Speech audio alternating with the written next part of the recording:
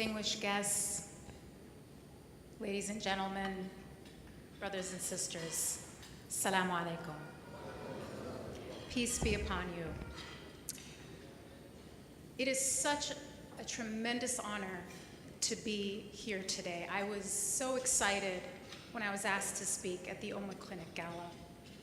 I have been a huge fan, an admirer of UMMA for at least the past decade.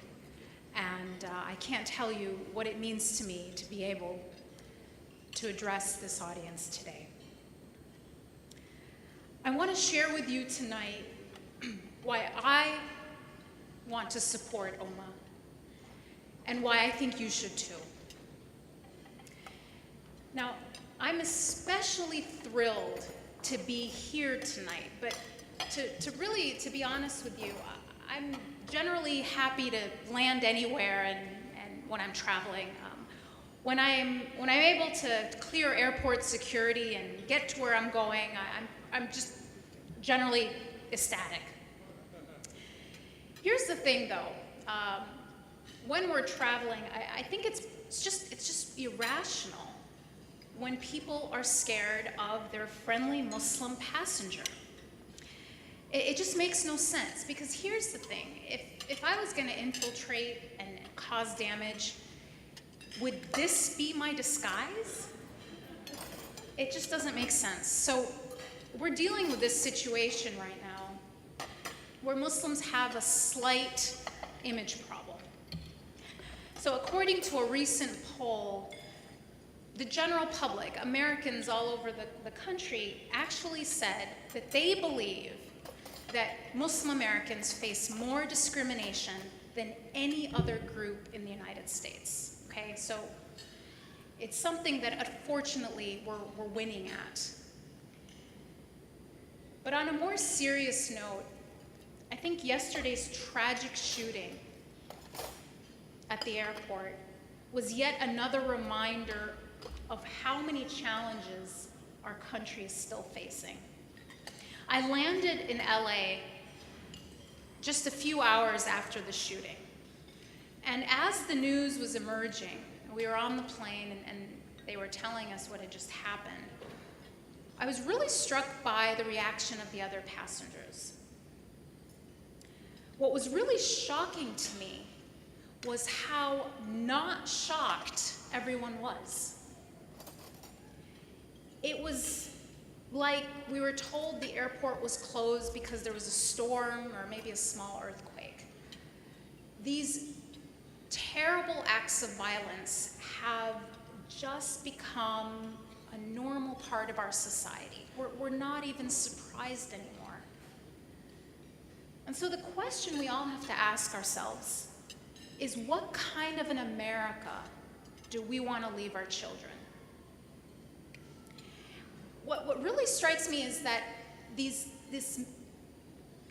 problem of mass violence that we keep hearing about over and over, it's dealt with in terms of symptoms. No one is talking about the root cause. We're not even connecting these things as coming from the same ailment, really an ailment of spirit.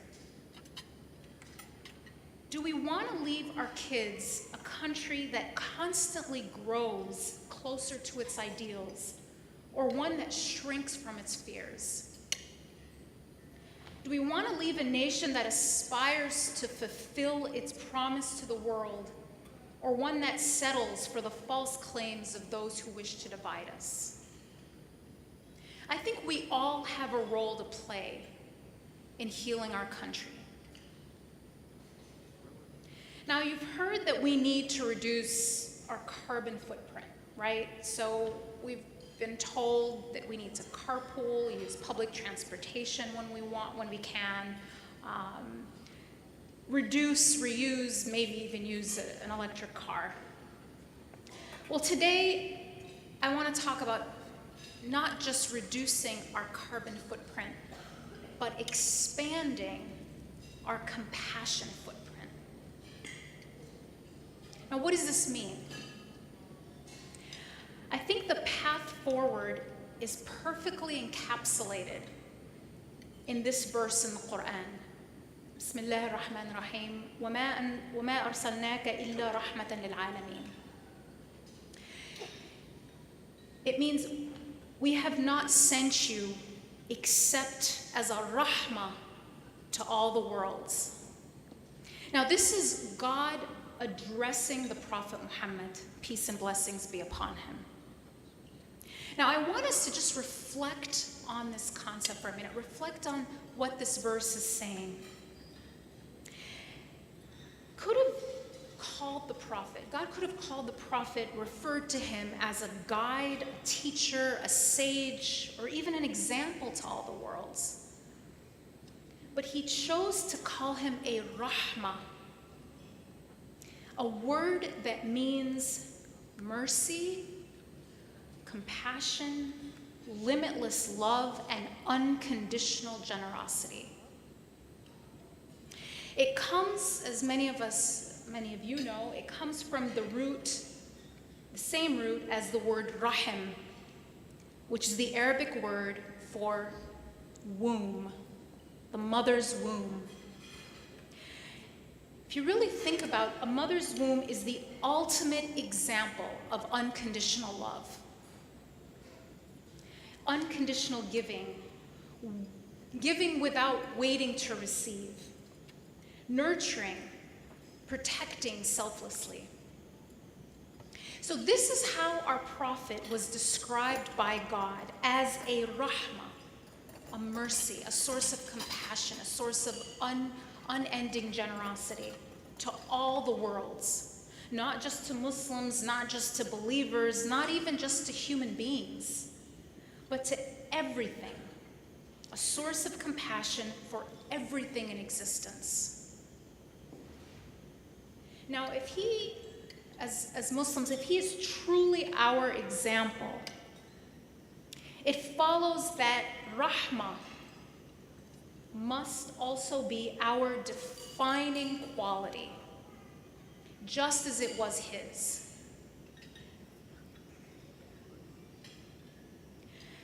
We need to live our faith and strengthen our country by expanding our compassion footprint. And this is exactly what I believe the UMMA Clinic is about. The founders of this exceptional institution went to the most impoverished and the most deserving areas in the country where quality health care is scarce, and established a compassion footprint. They turned their belief in the example of the prophet of Rahmah, and turned that belief into a concrete reality on the ground. And that's what really inspires me about UMMA. And because God loves grand things and dislikes petty things, they dreamed big. They wanted to establish a perpetual and permanent good. So they didn't just simply carry out one act of volunteerism. No, they wanted to make something that would have legacy. So they worked with city and local officials to create a standing clinic. And they knew that compassionate footprints must be defined by excellence, not mediocrity. And so it wasn't enough just to provide health care to those who needed it.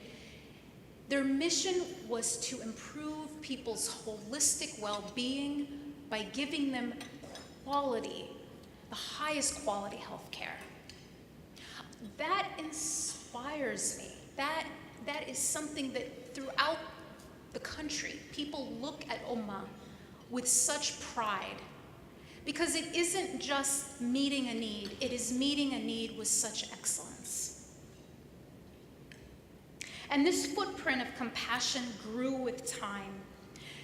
More patients, more services, until it became a federally qualified health center.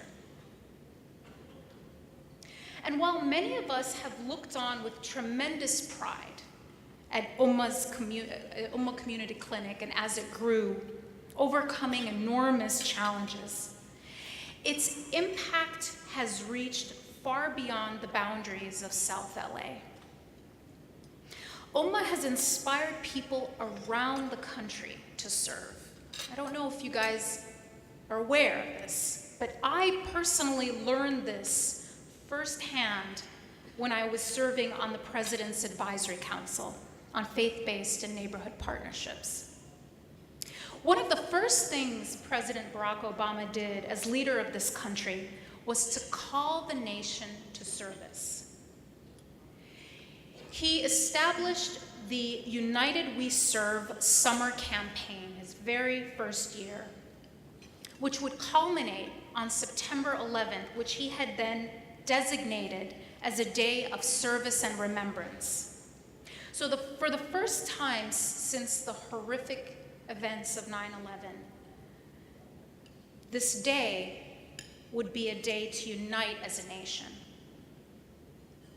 As a member of the Advisory Council, I, along with all the other members, were encouraged to mobilize our communities to answer the call to service. So with a group of unbelievable volunteers, we created the Muslim American Answer the Call campaign, or MAC. This effort was our community's response to the President's call to service. But it was also a response to the call of the needy, those who needed help. And most importantly, this was an answer to God's call to serve Him by serving others.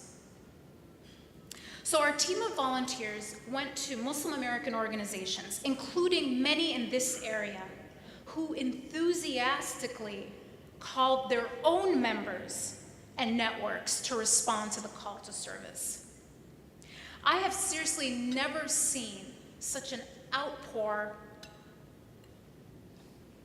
of response.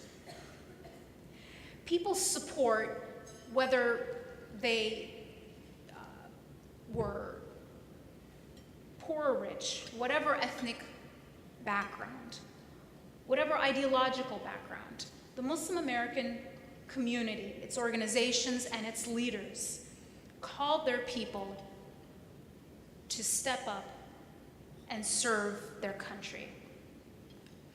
We saw people organize trash cleanups, food drives, and educational campaigns.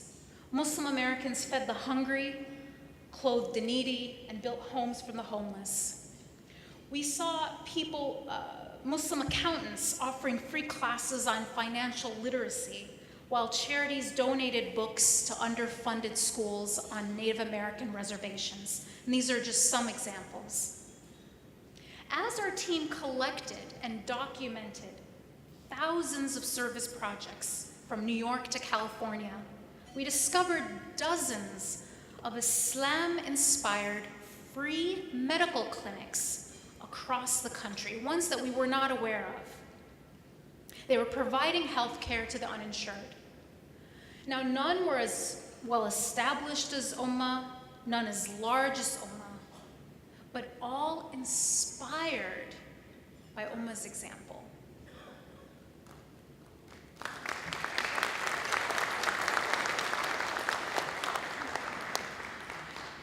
You see, the thing is about sincere acts of compassion is their far-reaching impact, far more than we can imagine, far more than we are often aware of.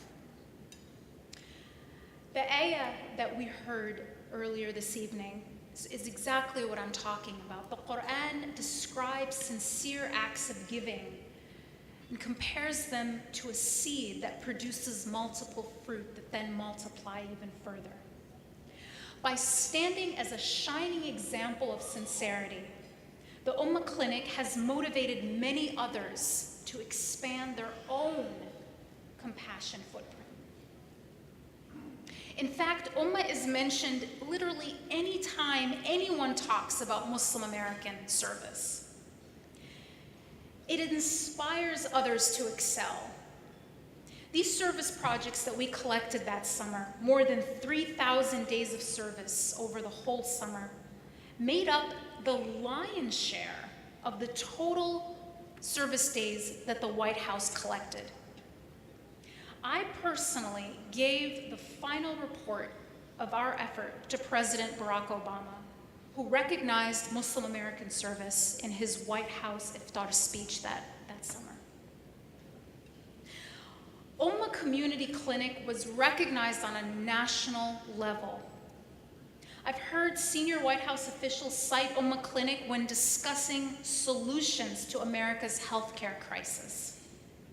Leaders from the clinic have been invited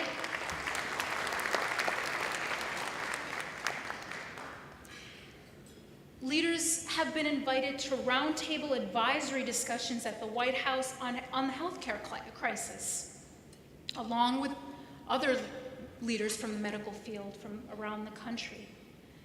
Now, they're part of these discussions not because this is a Muslim issue, but because this is an American challenge that UMMA is helping to overcome.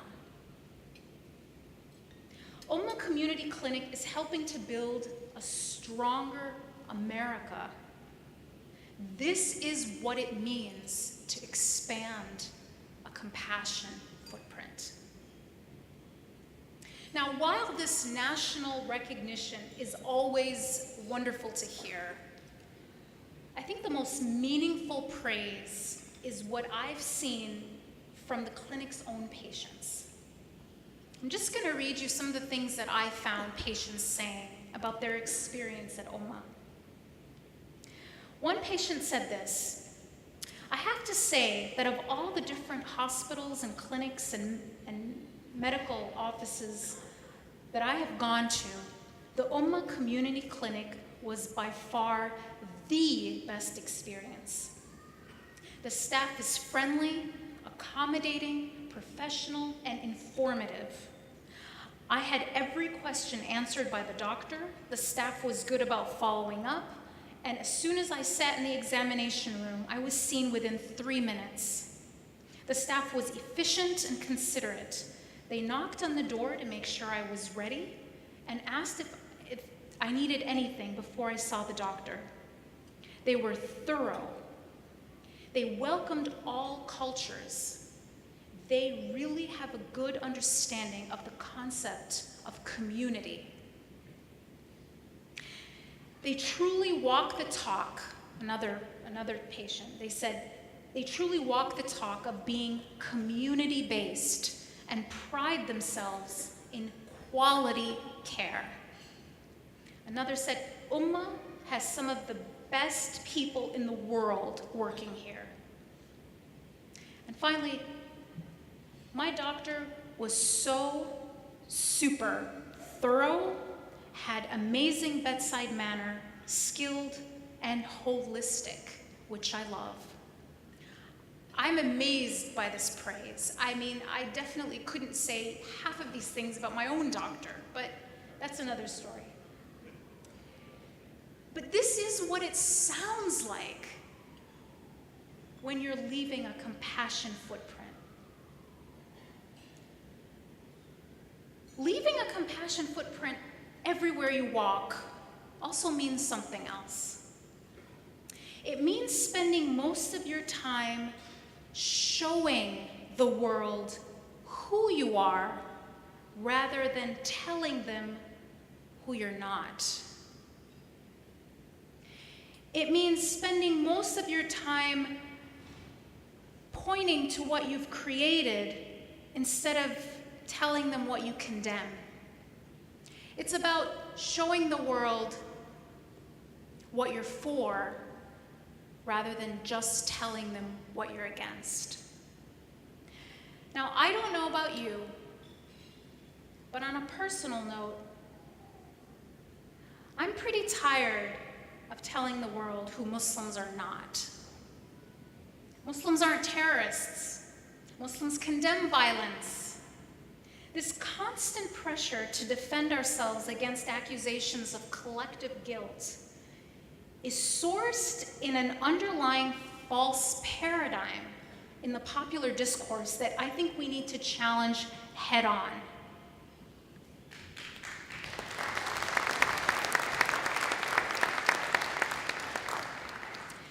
This narrative kind of goes something like this.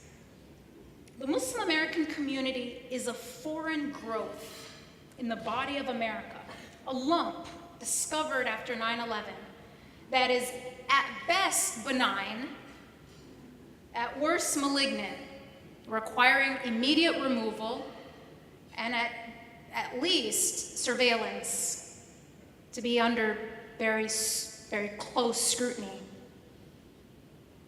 So this notion leaves us expected to prove our loyalty and convince others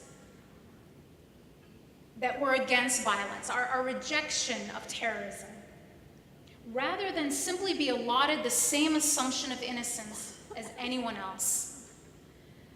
Does any community in America feel the need to condemn the horrific shootings of yesterday?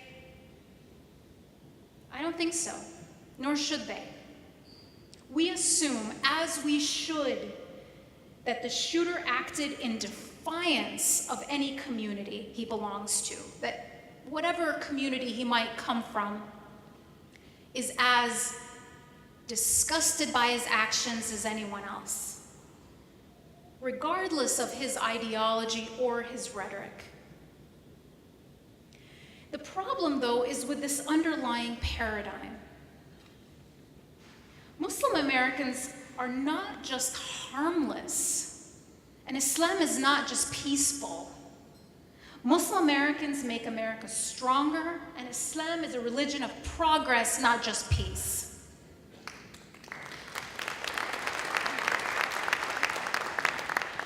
It inspired the UMMA Clinic, and it inspires millions of other Americans to contribute. Our country would be less rich, less safe, and less compassionate without its Muslim citizens. Institutions like the UMMA Clinic stand as a shining example of how this community is not a benign tumor in the body of America. It is a vital organ. So let's live our faith and heal our country. Let's leave our own legacy of love. This is our community clinic, and by supporting UMMA's growth, we are expanding our own compassion footprint. Thank you.